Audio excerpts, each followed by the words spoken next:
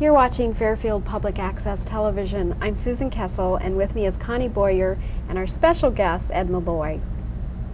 Opening Fairfield Doors. And the mission to our show is by opening the doors into the people and places of Fairfield, Iowa, we will strive to promote appreciation, awareness, and understanding of one another. You remembered. Yeah. You haven't said Impressed. that. Our mission statement is important for opening Fairfield Doors. And that's why we wanted to have you as a guest today, because we're opening a new door coming up soon. Ed has recently been elected to be our new Mayor of Fairfield. Congratulations. Thank you very much. It's an honor. It's a great opportunity to do this type of a show also. I really appreciate it, the invitation. So before we actually get to being mayor and stuff, let's get to know Ed Malloy a little bit. And we always generally start about, you know, your childhood and where you grew up and a little bit about your family. Okay. Do we have enough time? I grew up in suburban New York, Long Island, a place called Nassau County. The city is Glen Cove. And you think of New York, you think of Manhattan and the big city, and actually Long Island for many, many years was nice rolling farms, a lot like our Midwest, and gradually over time, as the influence of the city grew, there was a lot of suburban territory. So, you know, born in 1952 and growing up in suburban New York, the county is just outside of New York City. They're the same age? All right, good. I bet you're a little, unless you were born The end. Oh, okay. December. Oh, okay, good. I'm a little older. I just had a birthday a couple of weeks ago. Anyway, I am the oldest of 8 children. 8. Yes. Wow. I've met a lot of your family. Yes. Ken and my husband are good friends. We've Yes. known Ken a long time, and I've met some of your other family too. But 8. Yes, we've got them hidden in a lot of different places. Yeah, yeah. My mom was great. She started having children at 20 years old. By the time she was 30, she had 7. And then we had another boy 7 years later, Russell, who was also In Fairfield. lives in Fairfield as well. Okay, with so a it's family. you and then Sharon, who Sharon. lives in Napa, California. Colleen, who lives in Huntington, New York. Beverly lives in Huntington, New York. June, who lives in Seacliff, New York. These are all towns that are very close to where we grew up. And then there is Ken, that's how we go in descending age. Then another sister, Yvonne, lives in Bethpage, New York. And then my brother, Russell. So there 3 are Wow. boys. 3 boys and 5 girls. Yeah. And oh boy, there's so much I want to know. Okay. Your family's Italian. Italian and Irish. My And mother's Irish. full Italian, my father's full Irish, yes. Okay, Good Catholic combination. right. Yeah. And did you or Ken come to Fairfield first? I came to Fairfield first. I came in December of 1979. I came to attend a course at Marshall University of Management, at the time MIU. And I liked it. I really liked Fairfield a lot. I stayed for a year and then went back to the New York area for about a year and then came back again in 1982. With your family? At the time, Vicky and I were dating. In fact, we started dating in 1980, and we were married in May of 1982. So we came back. We went back to the New York area to get married, and then we came back here. And you have a beautiful wife. She's Yes, I do. very beautiful and very sweet. Did you meet her here? No, we met in New York, Okay. which New York was a great place to grow up, but I didn't want to live there. Mm-hmm. I went to college in northern Maine, a school called Ricker College. It was a liberal arts school. And I lived up there for the 4 years, graduated in 1974, and then lived 4 years after that up there as well, and thought I would spend the rest of my life up there.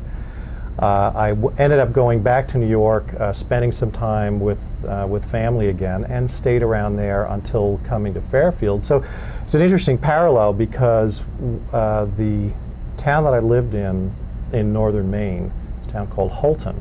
It was a county seat in a potato farming county. Had I didn't even know about they grew potatoes in Maine. Yeah, I'm sorry. yeah, I'm yeah, yeah. ignorant. I thought that was just out in Idaho. Idaho and Maine. No, the Maine potato's a big one. So, I really liked that rural life. I lived in several farmhouses while I was going to college, and the parallels were really close in terms of my experience here in Fairfield. The college that I went to, Ricker College, was founded in the 1840s and closed its doors the way that Parsons had to in 1978 due to attrition, enrollments going down, lack of endowment, heavy debt, all of those kinds of things. So, So you can kind of relate to absolutely. Parsons. Then, Absolutely. Fairfield Always been able to situation. relate to that situation. And I've been back, I hadn't been back to Houlton for many, many years. I went back in 1995 for the first time. And what was really startling about it is Houlton hasn't changed a bit and hasn't grown in that period of time. And in a sense, we've been very fortunate that we've had a university that was interested in the campus and to continue that heritage of higher education that we have, because that's always a fantastic asset for any town. It really brings culture and diversity and new ideas and keeps you young and growing, right. Yeah. So is their campus just completely dead? Completely it dead. hasn't ever been bought No. and nobody's done anything with it, so it's just kind of No, sat there were and decayed. things like dormitories being turned into low-income housing, library sold to, and they built a beautiful new library in I think 1969. And I think that went to a Department of Human Services. There were some historical buildings that were preserved that were, I'm not even sure what their usages are right now, but basically many of the buildings were just torn down and there hasn't been anything, no new industry in the area, just become a much quieter town. So after graduation, then what? After graduation, I had a degree in psychology. I went into basically child services work. I worked at a school for mentally retarded. I worked as a director for a Big Brother, Big Sister program for the county that we were in. And I enjoyed the work. I was really trying to sort of find a niche in that area of service, which a lot of young people try to do after graduated from college. And just after a while, I really enjoyed the work, but it really wasn't what I wanted to, to continue doing. I, thought many times about graduate school in psychology, but really didn't feel at the time to put the effort in. So I basically started, doing what it took to survive when I went back to the New York area. My dad, who was a policeman for Nassau County Police for many, many years. Irish policeman. Yes, a nice Irish policeman. He. I think it would be hard to raise 8 children on a policeman's salary. It was, which is why this comes to the second part of the story, and that is that he had to work a second job, and his second job was roofing, and he learned it as a teenager. And he was quite good, great work ethic, a real craftsman in terms of what he did, because a lot of the older homes in the New York area where there were communities that were 300 years old, there were many slate-roofed homes, and there were copper work that was very specific, tile, things like that. So he was schooled in that real craft of roofing. So he did it on the side. He worked 7 days a week. So 2 or 3 days, whatever his day off schedule was, he worked. I learned it from him in high school and helped me through my college summers and things like that. So when I went back to the New York area for a couple of years, we had a little business together. Roughly. He did it 2 or 3 days a week, and I did it 5 or 6 days a week. And it kind of carried me, and I was still working with other friends at the time, trying to get a business concept that would really take hold. And nothing was really happening there. So the eventual move here and really landing an opportunity with the company I'm with, Danaher Oil, was a great opportunity. It was And a great you've been thing for there me. how long? I've been there 18 and a half years. I was going to say, how do you, you don't just wake up one day and say, okay, I'm going to be an oil broker. No, how did that gel? I don't even know what oil brokers do for sure. Okay. But All right, we can talk a little bit about that. Well, way it happened when I had come back to Fairfield in 1982. I had taken a sales job with a company that was a national company called Russ Berrie, and they're still a very, very big company. You may not know their name, but you will know their products. They do what is called plush toys, which are stuffed animals and things, and they do lots of gifts. They do cards. They would be competitors of Hallmark. Their claim to fame was there was a little statuette, plastic statuette, of one big, ugly, dumpy guy that had his arms wide open that said, "I love you this much" on the bottom. You know that one? That was their very first product. Remember that. Yeah. So they were, there was a friend of mine that had a territory of theirs in southeast Iowa and western Illinois, and they were splitting the territory in terms of product line. And I interviewed for this other job, got the job, and went to a sales training weekend that they'd had. And I never really had formal sales training. I had been doing some things in sales. And I wouldn't call this formal sales training, but it was enough. I was with the company for 4 months and became their fastest growing salesman in their company's history by opening new accounts. So I was going into places like Mediapolis and Wapello and places that weren't, and little stores that were not carrying their products, and opening up new accounts, and did this all over our territory, and really finding that I enjoyed sales work. So after that, I had met Jim Danaher and Doug Greenfield and Sam Rosen, who were the principals of Danaher Oil at the time. They founded the company in 1981, and they were looking for someone to head up a new department for them. So I listened to what they did, and I thought it'd be really exciting. I was traveling for the sales part of the work that I did with Russ Berrie, not liking that very much, so I decided this would be good. And it was really something that took for me. I had no experience with markets before, so there was a big learning curve for me. But it's been very successful. So are you on the phone all day? Yes. Yeah, like we're on two the phone. phones or 3 phones at a time? Yeah, it's a fun business, a fast-paced business, and what we do is we facilitate transactions between major oil companies, so Conoco and ExxonMobil and Sunoco and a lot of the big names that everybody knows.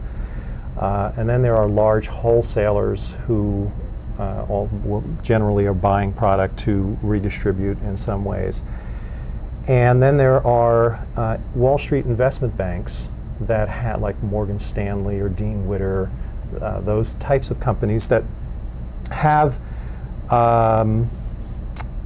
traders that manage a portfolio of all commodities, and gold, silver, copper, any of those things. And they also work in fuels, in gasoline and diesel fuel and crude oil. So we specialize in gasoline, diesel fuel, and jet fuel. We work with a lot of airlines as well. All of these major companies will have supply and distribution departments that have some excess of material to sell into a spot market on a daily basis. There are people always looking to buy it. We're putting buyers and sellers together. On a daily basis? On a daily basis, right. So a whole new ethanol market, which is, it's old, but it's sort of new in some ways. You don't deal with that kind of thing. We don't deal with it as much because with ethanol directly, and that's mostly because it's a blended product. Mm-hmm. So they're dealing directly with the refiners and people that are actually manufacturing that type of gasoline. Now, I'm a big advocate of alternative fuels, and I would like to see ethanol be the kind of fuel of choice. I think most people know now that there are vehicles that are built that run on 85% ethanol and 15% gasoline. There will be vehicles that would run on 100% ethanol as well. And there are a lot of developments with the fuel cell that that I think hold a lot of promise for the future of transportation, and those vehicles would also be able to use ethanol as a primary product as well. So we'd like to see that market get to the stage where we can actually get active in it right now, but most of it is done just directly from manufacturer to supplier. Mm-hmm. Now your brother Ken is also at Danaher Yes, Oil, he is. correct? Yes. Is Russell? No, he's not. No. Russell, and I'm embarrassed that I'm not going to be able to remember the name of the company that he's working for right now, but they provide conference call services. Okay. And they do it basically via the internet. Okay. And it's another good, growing, successful company here in That's Fairfield. not the cool call thing, is it? It's not cool call, Yeah, no. I didn't think so. I didn't Yeah. think that was their niche. Yeah, those are internet. Those are Yeah. phone calls over the internet. Yeah. Cool call, Yeah. yeah. Now, we've talked about your business, but I think someone told me that you like to play basketball. Yeah. Is that true? That I you're do. real tough, real Basketball's aggressive. my basketball's still my passion. It was one of those things. I grew 4 inches between my senior year in high school and my freshman year in college, and I went to a Catholic boys' school in New York to go to high school. Very, very competitive, athletically. I played hockey for them, but I could never make the basketball team. Our grammar school didn't have a basketball program, so I started playing late. But my mother played semi-professional basketball and softball, Wow. and she was a mother. women's coach, right? Yeah, she was Okay, quite amazing. athletic. So I would go with her when she coached her girls' teams, and I was around basketball a little bit, but really didn't start to develop it until I was in high school. Couldn't make the high school teams. When I went to college, I loved basketball. I was playing lots and lots of pickup basketball, and my sophomore year, the basketball coach saw me playing pickup ball and said, "Would you come and try out for the team?" I thought, wow, yeah, sure, talk me into it. So I went and tried out for the team and made it. And then in my junior and senior year, I played in my sophomore year. My junior and senior year, I was captain of the varsity team, and just learned a lot. And I still play. That's neat. Yeah. Kind of a late bloomer in A basketball. little bit of a late bloomer, but it's a great story. I like to tell it to to kids, particularly my son. Right. That don't give up. Yeah, exactly. So other activities that you enjoy, other sports? The one that I think I'm enjoying most now is skiing. I picked that up Where do you about go to seven. ski? Colorado. Fortunately, I've got clients out there, and I try to get one trip out there a year. But I like the Sundown Mountain in Dubuque as well. That's a great day trip. But I just love it. I just love going fast, and I'm scared. I don't want to break anything. Yeah. If I would have learned earlier, maybe. Well, it is hard as an adult. Yeah. I mean, I took 3 days of lessons years ago, and after 3 days got to the top of a mountain and my knees were shaking. yeah. And I just said, okay, I got to get down from here somehow. Right. And, I mean, I haven't skied a lot, but I not only was afraid of hurting myself, but I was afraid of hurting other people, of not having enough control. Right. That was one of my biggest fears. And I'll never forget the last time I was skiing in Colorado, some guy came zooming down and had a baby on his back, like a backpack type thing. And I went, you might be a really good skier, but there's people like me out here.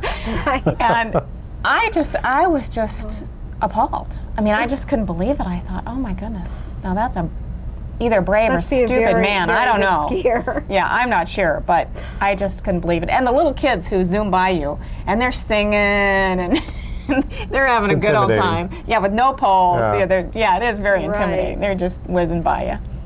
Now, your brother in town, Ken, Yes. I know Ken, so I keep referring to Ken. He was very active in FAC theater. Now, you played a part in 1776. a year ago or so. Yeah, last Was- February. Do you like to do theater also?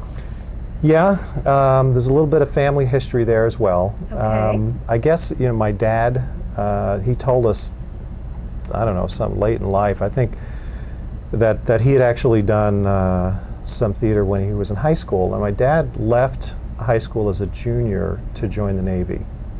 And he served in the Navy for 2 years at the end of World War II, and then he went back to high school a little bit older than everyone else, and it was just, I think he just sort of had a I don't think different that was sense unusual of, then. no, it wasn't unusual then, but he had a different sense of, you know, what he liked to do, and he tried theater, and I don't know how much performing he did, but he did do some. And when I was in high school in my junior year, I'd become close with someone who I didn't grow up with. Again, I went to a school where people came from all over the area too. So he was a new friend, and he had just done the school play and had the lead. And he was tremendous, and I was just I was in awe of of his acting ability. And I told him so, and he said, "Well, I'm directing the play next year," he said, "and I want you in it." I said, "No way, no way." So he had a year to work on me. He talked me into it. I got to play one of the lead parts. It was a Woody Allen play, Don't Drink the Water, and got to play one of these lead parts. And I enjoyed it. So when I went to college, and it was liberal arts school, I just, when you're looking to sort of fill in a few courses here and there, along with some of the required courses that you had to take, I took a couple of acting courses, I think 2 or 3. And I did a couple of plays while I was in college, and always really enjoyed it. For some reason, they were all musicals also, and So do you sing? I like to sing. Really? I do. What, yeah. You have a great voice, and Ken has Thanks. a great voice Yeah, too. he does. He was a sports announcer, Yeah, radio announcer. Very successful. We'll I have to didn't do know a Ken show did with that. Ken Yeah. too. He'd Yeah. be very interesting. I didn't realize he did that. But you do. You have a great voice, and I didn't get to see that play, but I read about it, and It was fun. sounded- It was fun to sounded do it fun. again. I hadn't done anything since 1975. I did one show while I was at just after college, and it was great to do that again. So you have a lot of interest in the arts, in sports, and when did you have political aspirations? That was a surprise too. It's always someone who nudges you and says, "You'd be good at this. Why don't you try that?" And again, it was a no way. That's not for me. But I think it was actually in 1991 when I ran for city council, and I was encouraged by one person, by a friend, and I thought about it. I thought, oh, why not? I'll give it a try. I asked a few other friends. And that was a thrilling election because it was a 3-way race that did not end on election day with a winner. So there was a that's runoff right. a month later, and I won by 21 votes. That's right. Very close election, and got an opportunity to serve for 4 years there, and then was reelected again. So served for 8 years, and I love community service work. I absolutely love it. It's just, I'm sure. I think something you would that- have to love it because it's not a fun job, I don't think. I mean, you get a lot of complaints, people mad at you personally. You can't take it personally. You have to overlook it, but all the issues that are out there that you have to deal with, the streets, the sewers, the good stuff and bad stuff, and Well, there's the rewarding side to it too. When you can help someone, or you can be part of something that is really developing that benefits everyone, then there's something very rewarding about that too. And that's the way I've always looked at it. And I how much enjoy that. time do you think a council member spends a week?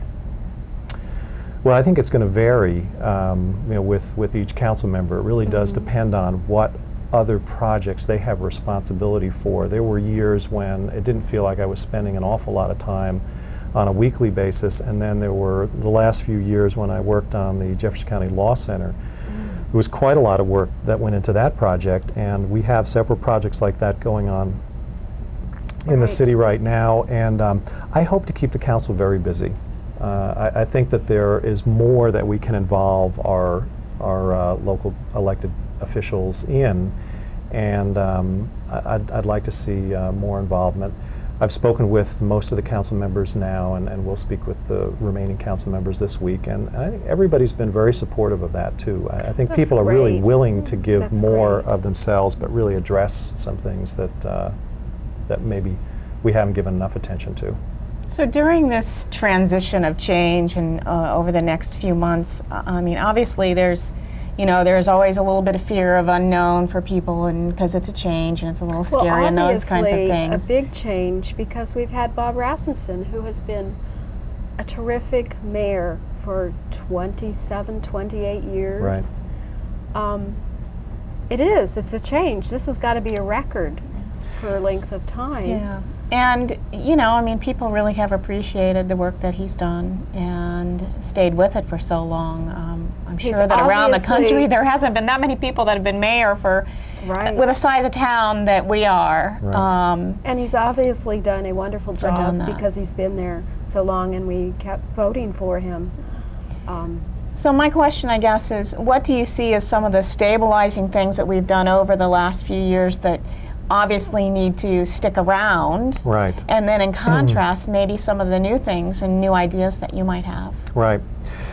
Well, first of all, with with Bob Rasmussen, there's no question about it. This isn't a matter of someone who really had any weaknesses, any glaring weaknesses as a leader in this community. There's no question. He's a very strong leader for many, many years, and I was fortunate to be on the council with Bob for 8 years, and I thought we always worked together really well. I like the way Bob thinks. I like his efficiencies in terms of parliamentary procedure, Right. all of those things. He was just great to work with in that way, and I know that he'll in a lot of ways be a role model for how I will conduct business on the council. The stabilizing factors I think that we have are the fact that everything that Bob has really worked on for years to establish within the city in terms of departments and procedures is something that's just going to continue. We're going to refine them in ways, tweak them in ways, hopefully provide new motivation in some ways, but there's going to be good continuity in that regard. We have the same council that is continuing from the last 2 years. I've served on the council with 5 of those members because I just got off 2 years ago. So I think the working relationship is already there with a lot of the council members, and I think that's very, very important because there isn't. If I had to spend a lot of time establishing myself and my personal style with them, there could be some gap there, but I don't think that's going to be the case. I think we're going to be able to really hit the ground running and make a very fluid kind of a transition.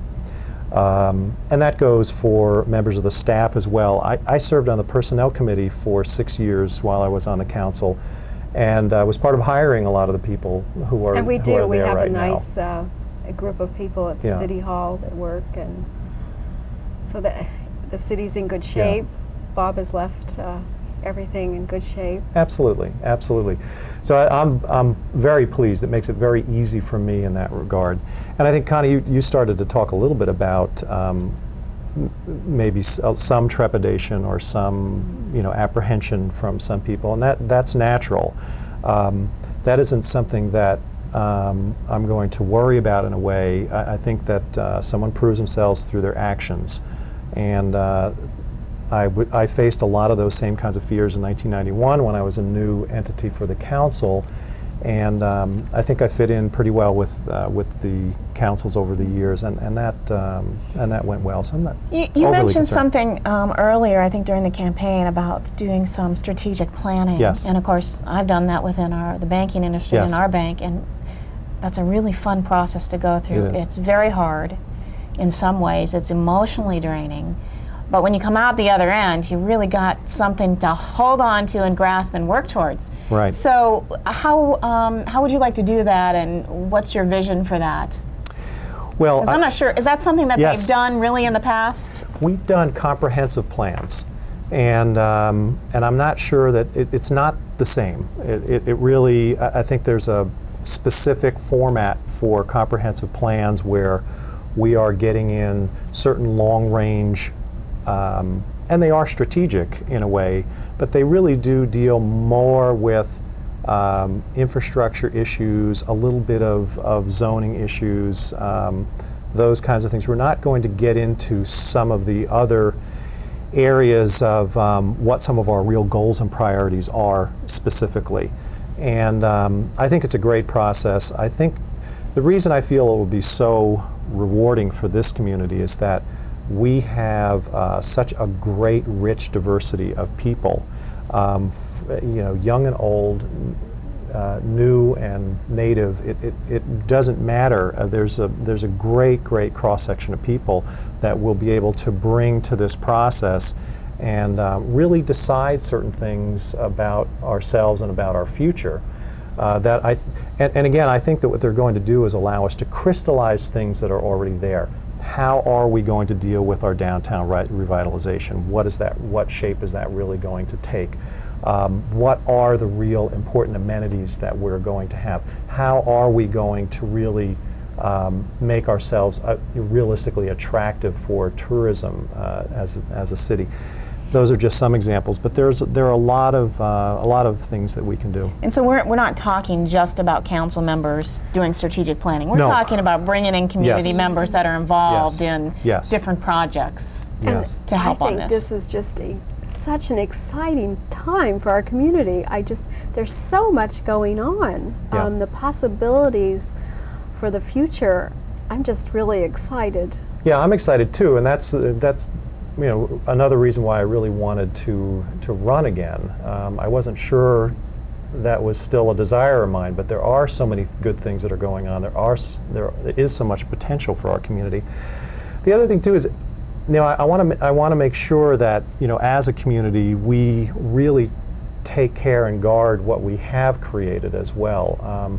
In a lot of ways, we're very fortunate to have the kind of economy that we have now, even though we are in a downturn which needs to be addressed very, very soon.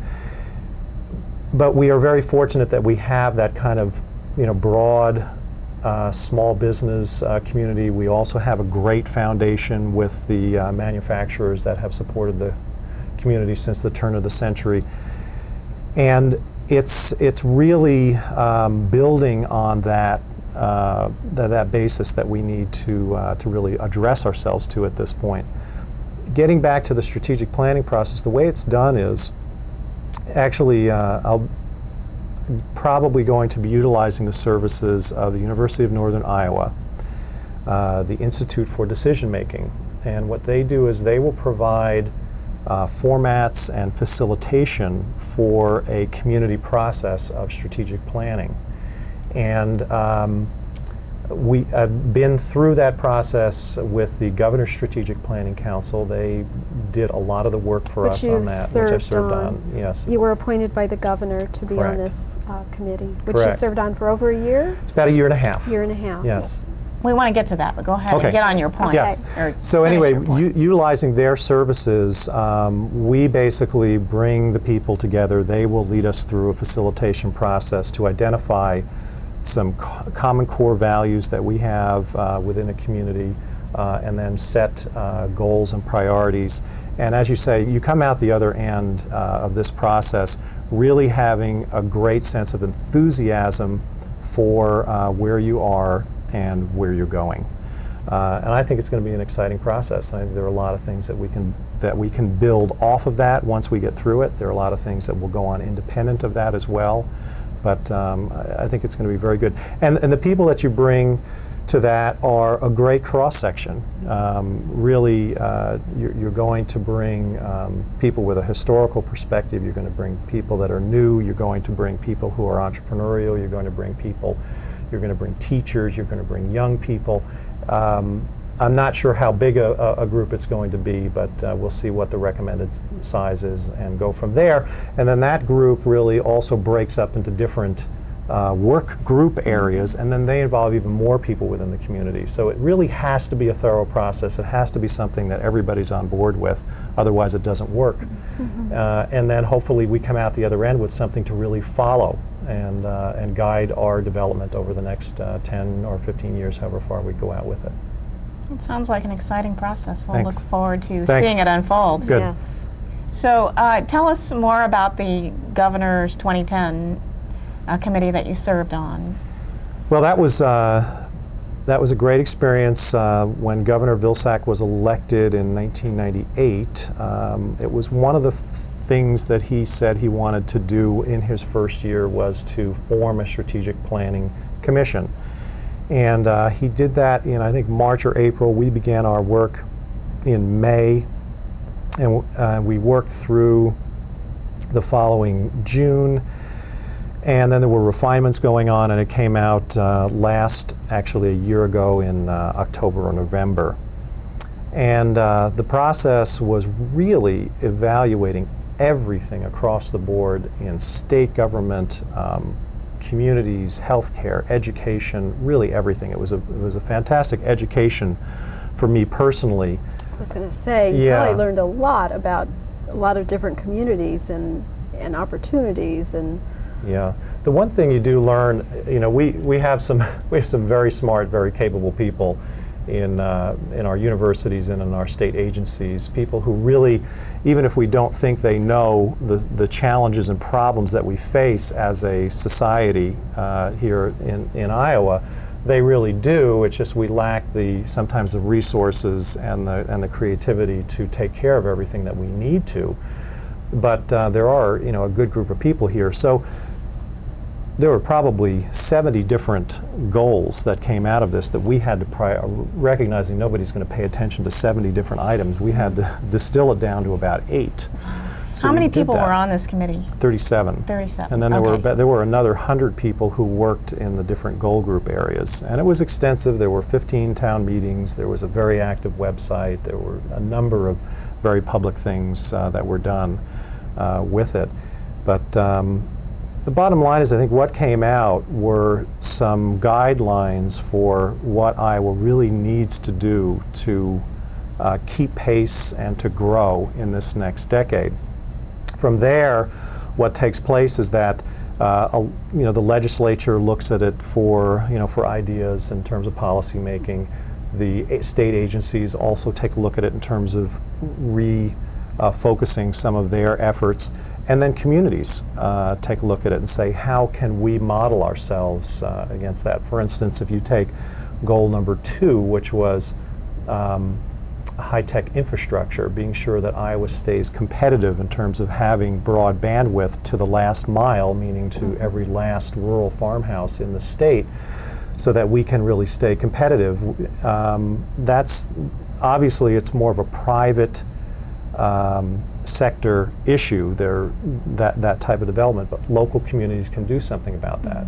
We're fortunate because we have a couple of aggressive companies that have developed here. We just have to make sure that spreads out into rural areas as well, and we do have companies that are looking at that. What was the first goal? I was going to say, First goal was growing the population. Demographically, it was shown that we're going to lose 310,000 workers in the next 10 years, mostly through retirement. And we don't demographically show that we're increasing the population to the point we're going to keep up with that. So if we're losing assembly line workers, then those companies are going to look to go somewhere else. If we're not able to hire teachers, then there's going to be consolidations or school closings, those sorts of things. So to keep us going. Was it broken down into sectors then, like blue-collar workers, educators, doctors, nurses, that kind of thing? Yes. All of that work was done. Now, the council just recommended that the goal number 1 would be to grow the population by 300,000 by 2010. There were 5 strategies to do that. There were strategies to keep young people here at home that were graduating from our universities. 85% of them leave the state when they graduate. We put 60% of our dollars into education in the state, and then we create a great product, and then they move on. There's an effort to recruit Iowans back to Iowa, recognizing that there are people who are living in urban areas that are interested in more quality of life now. They're raising families, those sorts of things. I'm not going to remember all 5. One of them was immigration, which became very controversial. The intention of that immigration recommendation was to really target the immigration to specific needs, mostly in the professional sector.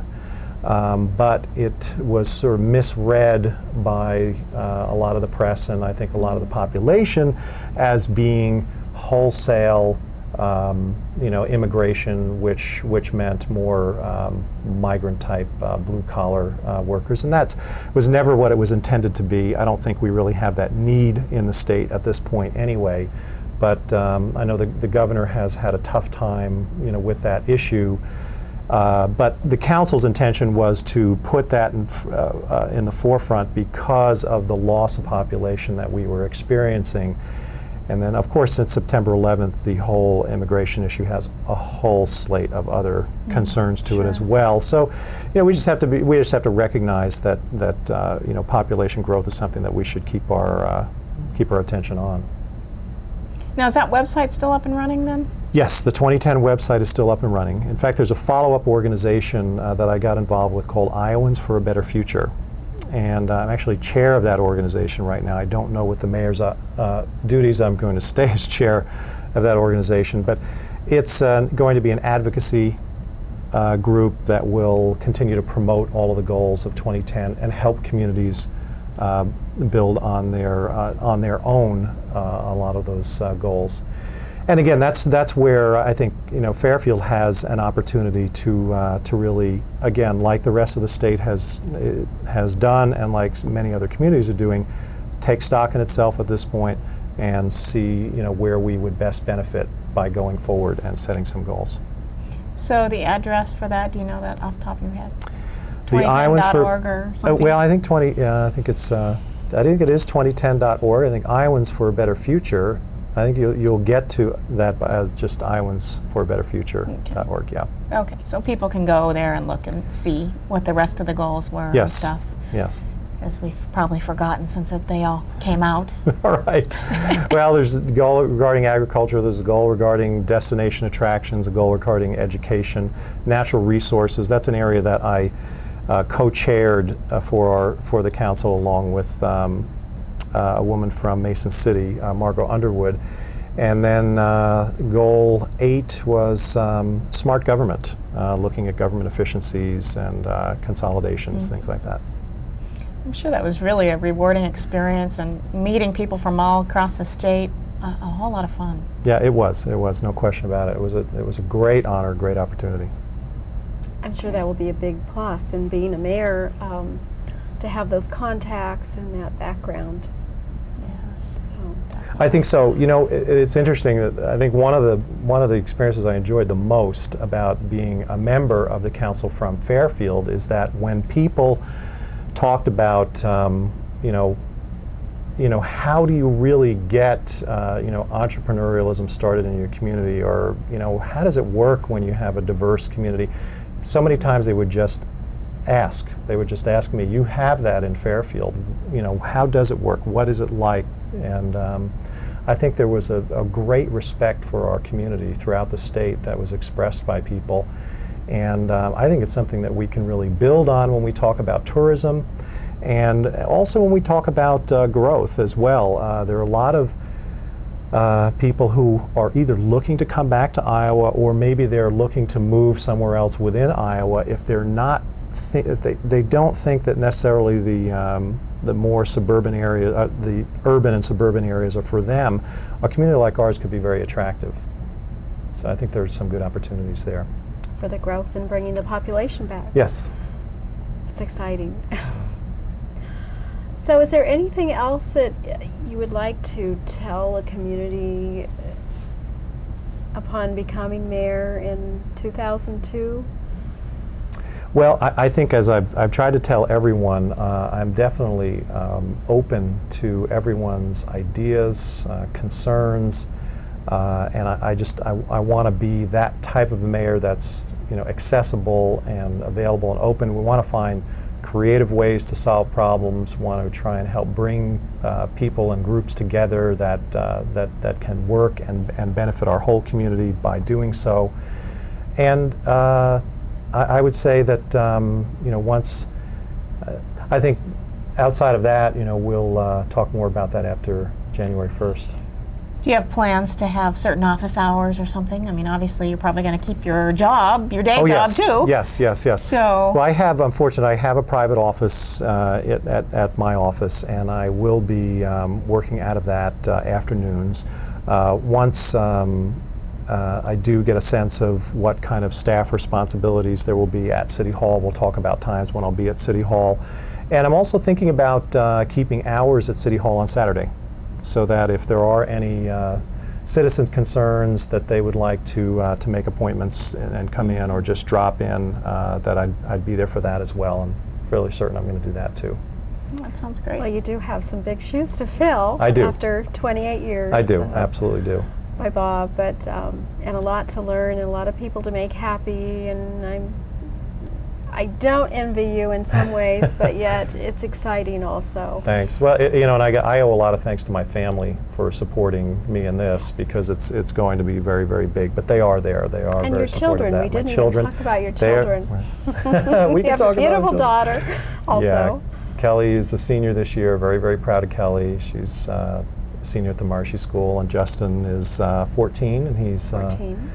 ninth grader, and a good friend. He's is interesting. Justin has this very conservative streak to him, and it's no nonsense. And so, So are they I'm excited gonna for rub you? out some things off of him to make sure Are we're going they the right excited? way. They're very excited. And Vicky, your wife? Yes, they are. Yeah, they really are. Very That's excited. great. Yeah. Yeah. Well, I saw Ed yesterday with the whole family, and I was looking at the kids going, well, I know that's his son, but I haven't seen his daughter for a while. My goodness, she's changed. So grown up. I mean, it's like you don't see them for a couple years, even though you're in town, if there's not a lot of contact, and all of Yeah. a sudden they've gone from these little kids to, young adults. It's really incredible. Yeah. So they've really changed over the last couple of years. Yeah, I'm proud to say they're native Fairfielders. That's the There nice you thing go. about being new to a Right. community and then having your children here. We can say we're 50% native now. Right. So they were both born here in They were Jefferson both born County? here. Yep. Yes. Great. Well, that's neat. That's really neat. So I guess I would, unless you have any other questions. Well, I think Comments? we've touched on a little bit of everything. So Yes. Well, I'd like to come back and we'll talk about it 6 months from now and see how we're doing. Sounds great. That sounds great. Well, we hope that the community has gotten to know you a little better, because I know if they know you, they will like you. And to say thank you to Bob Rasmussen for his many years of service. We will miss him very much and wish the very best for you. Thank you, Susan. Thank you, Connie. Thanks for the opportunity. luck. Thanks.